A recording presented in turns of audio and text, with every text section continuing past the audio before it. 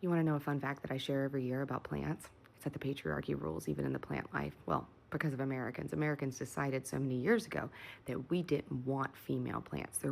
The original creator here has, I'm assuming, unintentionally spread some plant-based misinformation that I would like to clear up, because I can agree with the sentiment that where applicable, more fruit trees should be planted for the public to be able to access and enjoy. But it is not entirely accurate to say that the reason why male trees are planted over female trees is because of the patriarchy and them not wanting to plant fruit producing trees where the public can access them.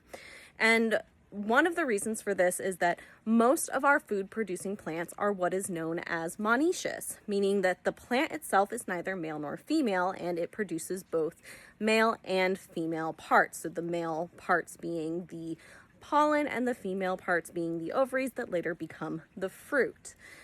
But here's where the issue lies, because there is a common type of ornamental tree that you will see in cities known as the ginkgo tree. This tree is very ancient, and it is also known to be very hardy and drought tolerant and all of those things. So it is a very good option for an ornamental in an urban environment.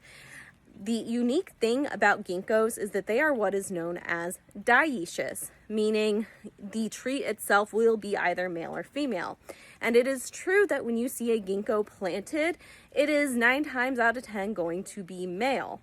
Why is this, you might ask? Well, it is because the fleshy seeds produced by the female tree, yes, they're fleshy seeds, they're not fruits. Ginkgos are gymnosperms, not angiosperms. Angiosperms produce true fruit, but that's a video for another day.